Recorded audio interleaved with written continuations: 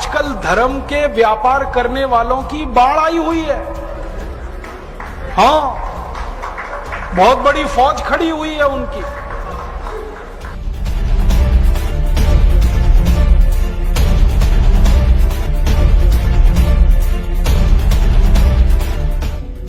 शराब का सबसे पहला फायदा, शराब आपके कॉन्फिडेंस को बढ़ाती है।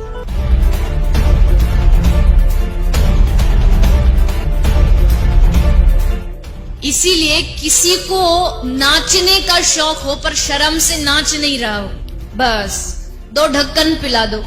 और इस रास्ते पर हमको भटकाने वाले 10-20 नहीं है, सैकड़ों लोग हैं।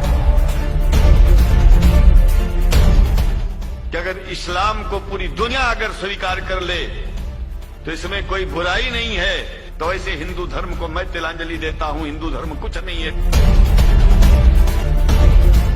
और भगवान राम की जिंदगी के वो प्रसंग कभी नहीं सुनाते जो हम में वीरता पैदा करें। सूरत आपकी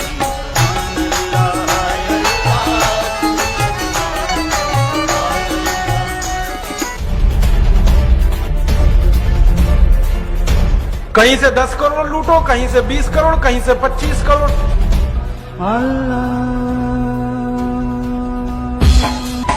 तेरी मोहब्बत दिल में है या अल्लाह, तेरी मोहब्बत दिल में है या अल्लाह। मैंने देखा है क्या क्या पाखंड और नौटंकी चलता है। जिस समय नमाज पढ़ी जाए तो हम भी प्रयास करें कि अपनी भागवत बंद करके 5 मिनट के लिए उनके लिए हम अल्लाह को प्रणाम करें। क्या जाता है, क्या फर्क पड़ता है। एक आया राम की कथा कहेगा 10 करोड़ लेके जाएगा, दूसरा कृष्ण की कथा कहेगा वो 15 करोड़ लेके जाएगा। मैं राम कथा में संकीर्तन कराता हूँ और बीच में हरि बोल कराता अली मौला अली मौला अली मौला बुलाता हूँ और पूरी सभा अली मौला का कीर्तन करती है। तो कई धर्मगुरु मुझे भी पूछते हैं कि आप हरि बोल के साथ अली मौला को क्यों लाते हैं। मैंने कहा मैं लाता नहीं, अली मेला मुझसे बोल रहा है। ये बापू नहीं है, डाकू है। बापू नाम तो शर्म आती है कहते हुए, और माला पकड़ा देते हैं कि राम राम राम राम राधे राधे राधे राधे राम राम राम राम राधे राधे, बस यही करो देश तो ठीक हो जाएगा। और ज्यादा उनसे तर्क करो तो कहने लगे तुम क्यों व्यर्थ चिंता करते हो, तुम क्या लाए थे, क्या ले जाओगे, जो हो रहा है अच्छा हो रहा है। मैंने देखा है क्या क्या पाखंड और नौटंकी चलता है। भगवान राम की कथा कहने आते हैं और भगवान राम की जिंदगी के वो प्रसंग कभी नहीं सुनाते जो हम में वीरता पैदा करें, जो साहस पैदा करें। राम की जिंदगी में बहुत सारा हिस्सा साहस का है, वीरता का है। जब 14 वर्ष के लिए वनवास चले गए राम, तो हमको सुनाई जाती है राम की जो कथा ना, उसमें कहते हैं राम ने 14 साल एक ही काम किया, हाय सीते हे सीते, हाय सीते हे सीते, हाय सीते, ये सुनाते हैं हमको। हाँ, यही सुनाते हैं निकाल के कहानी में से। और मैं कहता हूं कि राम को अगर हाय सीते हे सीते हाय सीते यही करना था 14 साल, तो दूसरा विवाह क्यों नहीं कर लिया। सैकड़ों राजा तैयार थे अपनी राजकुमारियों को राम को देने के लिए, वो तो कर लेते दूसरा विवाह। क्योंकि हाय सीते हे सीते हाय सीते हे सीते, एक स्त्री के लिए अगर वो इतने ही बिलख रहे थे, तड़प रहे थे, दूसरा विवाह कर लेते। तो ये सब चुप हो जाते हैं, फिर बात नहीं करते। फिर मैं उनको रामायण में से निकाल के दिखाता हूं, देखो राम ने हे सीते हाय सीते कहा नहीं कहा ये मुझे नहीं मालूम, लेकिन 14 साल वन में रहते हुए सैकड़ों राक्षसों का संहार किया उन्होंने, मारा उनको और धर्म राज्य की स्थापना कराई। ये कहानी नहीं सुनाते क्योंकि इससे वीरता पैदा होती है। तो राम का जो वीरत्व है वो नहीं सुनाएंगे आपको, उनकी जो कमजोरियां हैं वो सुनाते हैं आपको। और राम कथा जब वर्णन की जाती है तो मंच पे बैठ के आहा कैसे आंसू ढलल ढलल आंसू निकलेंगे, आपको भी रुलाएंगे, खुद भी रोएंगे। किस बात के लिए?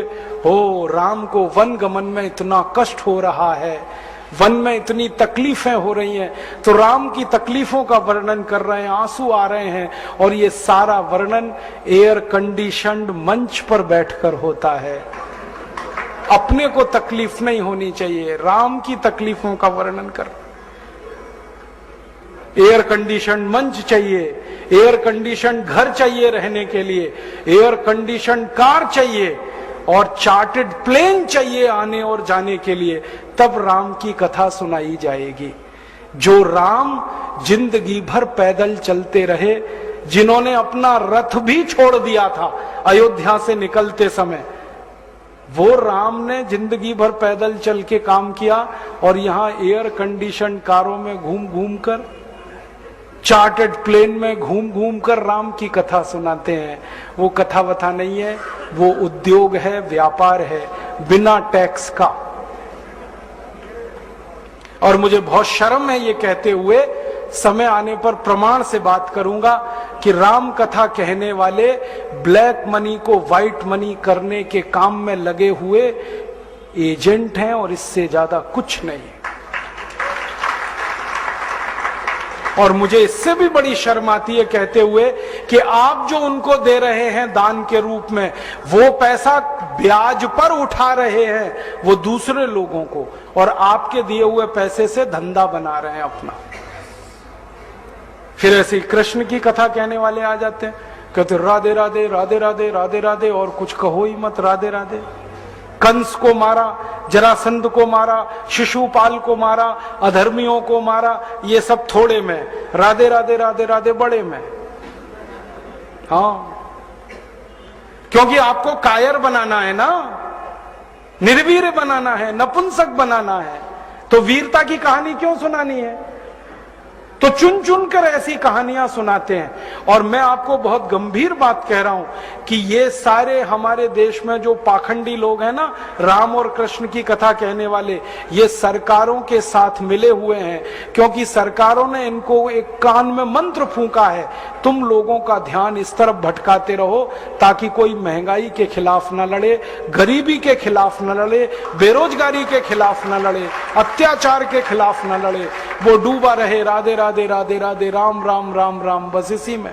और समझाते रहो, तुम क्या लाए थे, तुम क्या ले जाओगे, क्यों व्यर्थ चिंता करते हो, जो हो रहा है अच्छा हो रहा है, आगे होगा और भी अच्छा होगा। एक रास्ता ये है। अब दो रास्ते हैं अपने सामने, एक रास्ता भगत सिंह का, ऊधम सिंह का, चंद्रशेखर का, एक रास्ता हमारे ये धर्म गुरुओं का, पाखंडियों का, जो राम की कथा, कृष्ण की कथा। मुझे बहुत ऑफर आए हैं, मैं आपको दिल का दर्द बता रहा हूं, सच में कह रहा हूं, आपसे नाम नहीं लेता।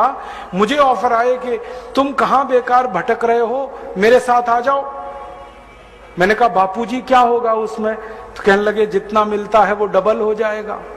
मैं बोल रहा कैसे? तो उन्होंने कहा तुम्हारी वाणी में बहुत जोर है, और मेरे पास लोगों की भीड़ इकट्ठा करने का, मजमा लगाने का तरीका है। मैं ऐसा डमरू बजाता हूं कि सब इकट्ठे होते हैं, और तुम्हारी वाणी में जोर बहुत है, मिलके लूटेंगे, थोड़ा तुम्हारा थोड़ा मेरा। ऐसे खुले ऑफर हैं मेरे पास। और मैं कहता हूं बापूजी माफ करो। क्यों? कहते तुम्हें पैसे नहीं चाहिए। मैंने कहा पैसे ही चाहिए होते तो बहुत रास्ते हैं मेरे पास, यही एक बचा है। पैसे ही कमाने हैं तो बहुत रास्ते हैं, ये एक रास्ता थोड़ी है। बहुत तरीके हैं, पैसे कमा लूं, घर बना लूं, बीवी बच्चे ले आऊं, करोड़पति हो जाऊं, 10 करोड़पति हो जाऊं, 100 करोड़पति हो जाऊं। बहुत आसान काम है ये तो। थोड़ी चालाकी हो तो सैकड़ों करोड़ बनाना बिल्कुल मुश्किल नहीं है इस देश में। फिर अंत में तो वही होगा ना, सैकड़ों करोड़ हो गए, एक दिन डायबिटीज होगी, एक दिन अर्थराइटिस होगा, एक दिन हार्ट अटैक आएगा, मैं मरने ही वाला हूं। तो मरना तो है ही, वहां भी शायद जल्दी मरूं, क्योंकि जब शरीर में तामस वृत्ति आती है ना तो जल्दी मरता है आदमी। जब तक सात्विक रहता है तब तक थोड़ा दम रहता है, तो तामस वृत्ति आएगी, मरना मुझे वहां भी है। तो क्यों ना इस रास्ते पे चल के मरूं जहां सात्विक वृत्ति भी है, मरना है ये तो पक्का ही है, जिंदा तो कोई रहेगा नहीं। तो भगत सिंह का रास्ता क्या बुरा, ऊधम सिंह का रास्ता क्या बुरा, चंद्रशेखर का रास्ता क्या बुरा? कुछ करके मरो ना। मरेंगे ये सब भी। राम की कथा सुनाते सुनाते हार्ट अटैक आएगा, मरेंगे वो भी। डायबिटीज सबको हो रखी है, मैंने देखा है नजदीक से जाके। सब इंसुलिन लगाते हैं, खाते हैं गोलियां, अपनी डायबिटीज नहीं मिटा पाते, दूसरों को उपदेश देते फिरते। ब्लड प्रेशर सबको बढ़ा हुआ है, क्योंकि ये जो काला धन है ना, इसका हिसाब किताब करने में बीपी ही बढ़ने वाला है। सब बीपी की गोलियां खाते हैं, सब डायबिटीज के लिए शिकार हैं। तो दूसरों को उपदेश देंगे तो मैं भी लग जाऊं, वो एक रास्ता है। एक रास्ता भगत सिंह, उधम सिंह, चंद्रशेखर का भी है। मौत तो दोनों में ही आने वाली है, बस अंतर इतना है, एक मौत ऐसी आएगी जिसको देश और समाज जिंदगी भर याद रखेगा, और एक मौत ऐसी आएगी कोई पूछेगा नहीं।